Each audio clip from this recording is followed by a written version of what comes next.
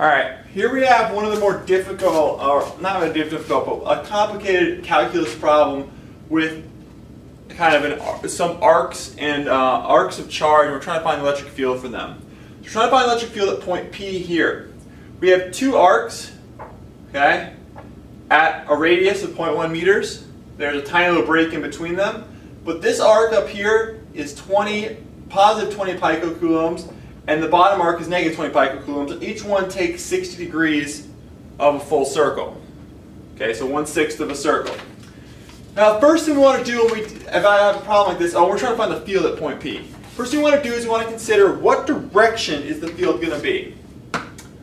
Okay, so if I was to say, have just the first arc, and I was like, what's the field at point P?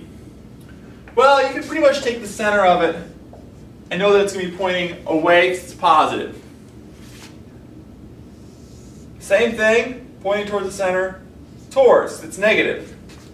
Now if you look at those two, it should be somewhat apparent that the horizontal aspects of those two are going to cancel each other out. So all we have is an up and down, and it's going to be pointing down. Okay? So we know the electric field is going to be towards the bottom. Now that's going to help us by doing that. We now know that we don't have to consider the side-to-side aspect. We just have to consider the vertical aspect of each electric field. So let's start with the top arc. We want to figure out what the electric field is from that top arc. Now we know that electric field is defined as KQ over R squared. Right? So let's adapt that to the electric field for each little chunk of this. So I'm going to take this little tiny little chunk here. And what's the electric field going to be of that chunk? Well, it's going to be K dq over R squared. And if you want to do it for the whole thing, we're going to integrate that between 0 and pi over 3. Okay? Pi over 3 because it's 60 degrees. Now, we're also going to multiply by sine theta. And the reason we're going to multiply by sine theta is that sine theta is going to give us the vertical part. Okay, because that's all we want. We only want the vertical component, not the horizontal, not the total, because it's going to cancel each other out. We want just the vertical component. Now the problem with this is that this is in dq, and dq is not the variable we're integrating over. We're integrating over theta.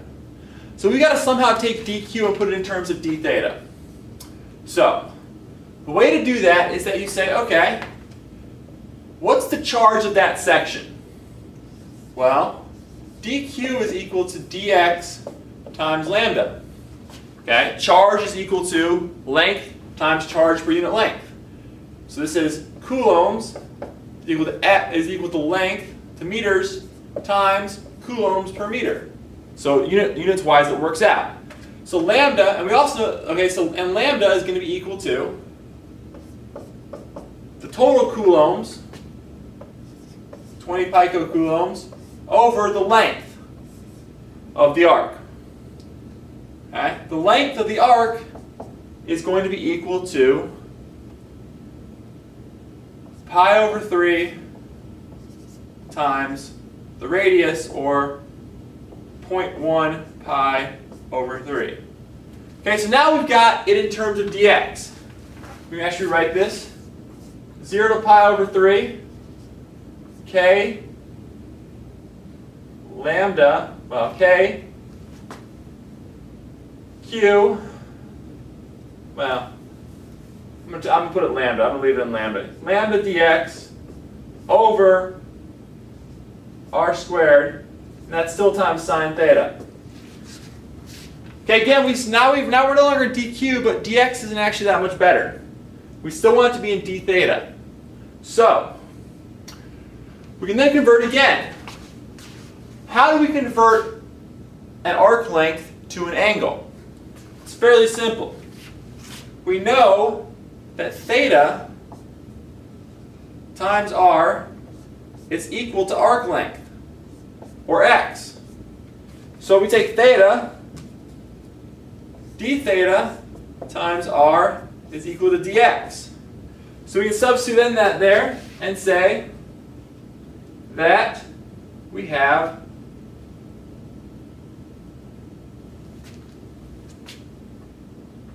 K lambda times R over R squared times d theta sine theta. And that's integrated from 0 to pi over 3. Take everything out but d theta sine theta. And d theta sine theta, so it should come out to be K. I don't know, so go ahead and substitute in K times Q, which is the total charge, times over R times pi over 3 R. And that's all going to be times negative cosine theta evaluated from 0 to pi over, 0 to pi over 3. Now because we're doing that, we're going to subtract. So this is going to be pi over 3. This is going to come out to be KQ over R pi over 3 times R is equal to, over times, negative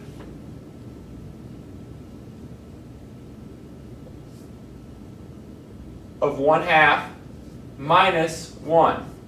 Because pi over 3 is 1/2. There's 1. That comes out to 1/2. And this is going to come out to be 8.59 newtons per coulomb. Unfortunately, that's not the right answer. We solved it for the top arc, but not the bottom arc. So how do we do that? Well, we could do it all over for the bottom arc. Same thing, basically just mirror imaging it, throwing a negative sign in there. You know, nothing too big. But in reality, we know these two are the same thing and their components are going to be the same. So we just double that. We get our final answer as being twice that, or 17.19 newtons per coulomb down. That's electric field.